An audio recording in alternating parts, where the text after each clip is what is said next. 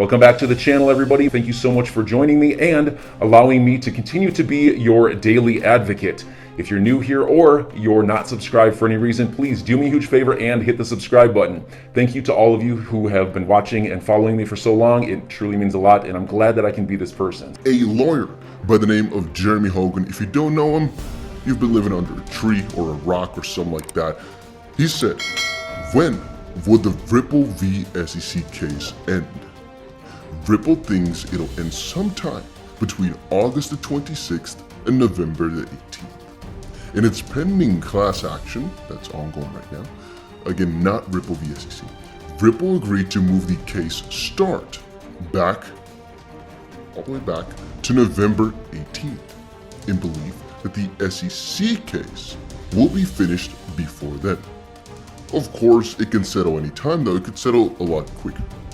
So what this is referring to is that when looking through this specific lawsuit document in the Northern District of California, what we're reading, and I kind of find it funny that Hogan puts his little thing in there still.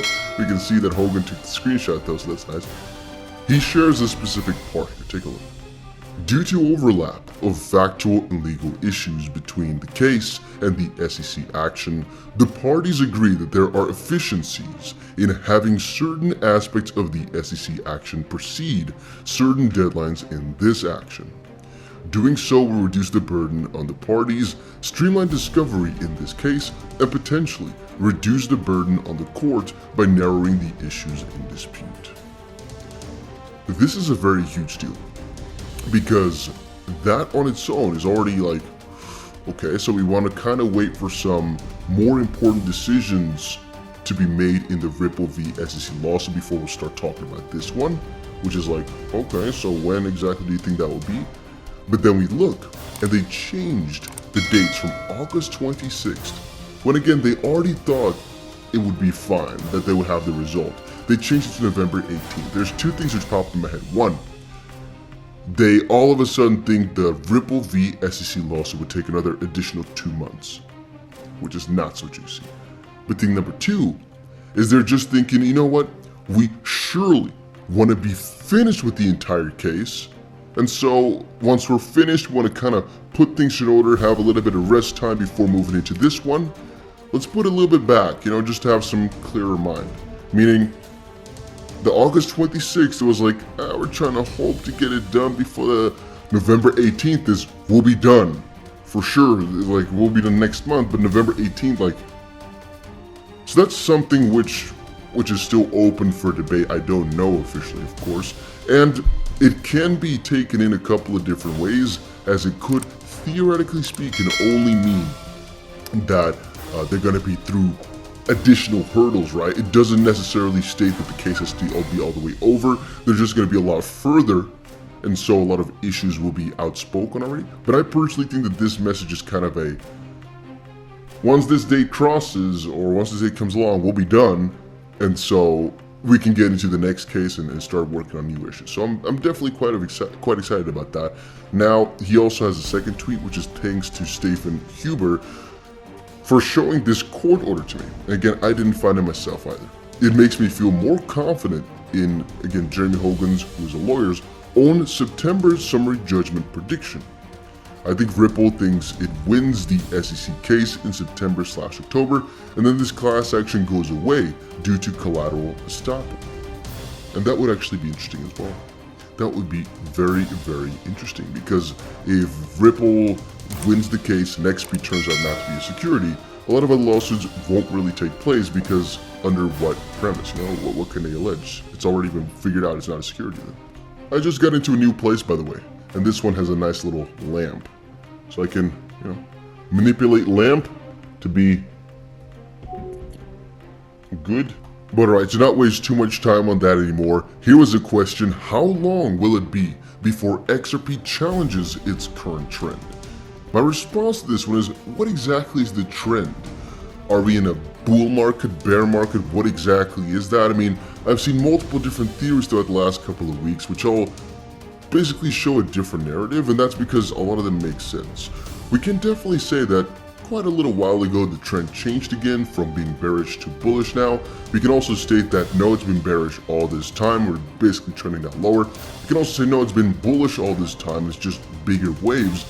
There's some thought behind all of it. There's some, definitely proper believability behind any one of these as well. So I would only state that the price will most likely spike overnight the moment that this whole lawsuit stuff resolves itself. And up until that point, we might see some 30-40% day pumps, because we sometimes see that for XRP. But those crazy plus 80% days or so, I personally think there's a smaller chance it's going to happen now while the lawsuit is still ongoing. But again, that is just my thoughts, though. It could, of course, happen. All right, to go over into this very interesting article here, pharmacy chain CVS files for crypto collectible and NFT trademarks. This is a really big deal. CVS getting into NFTs, in my own opinion, this is where it's headed. Imagine you go inside a Walmart or whatever grocery store, supermarket you can think of. And right now, on a lot of stores, specifically in Europe that I've been to, in Dubai here, I don't actually know if they have it. I just don't know. You have a lot of loyalty cards or bonus cards. In Albertijn, for all my Dutchies or Belgian people out there, you probably know it. You have a loyalty card, a bonus card. It gets you discounts, but it also tracks some stuff, I believe. I don't ever activate the thing, so I don't know. What I'm thinking of here is eventually what they'll do is if you're basically saving up points, for example, to get yourself some, cooking pots for free, that in the future will be stored as a token every single time. So let's say you order $50 worth of groceries and you're supposed to get 2 of those little stickers in real life normally to put in your pass. Or you're ordering ice cream and you have like a 10, you have to fill 10 slots and then 1 ice cream free, right? After you've ordered 10 times. I think eventually that'll be tokenized as well, and that will be in the form of NFTs. And I think CVS here, to kind of start thinking about this already, might also be thinking in the way of, okay, how can we think about this?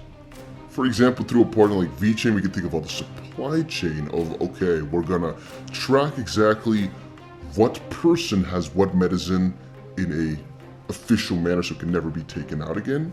So it's actually, again, logically speaking, in my own being, there's a easier way to track exactly who has access to what and who should have access to what because it's always traceable. Let's say, for example, doctor's address sends something to client's address. This client can always prove on his own forever and ever and ever that he had the right to a specific sort of thing. So enjoy your day, everybody. I'm always here for you. Leave any comments or questions below and be sure to subscribe. But thanks, everybody. I really appreciate you. Enjoy your day, and I always have your back. So thanks so much, everybody.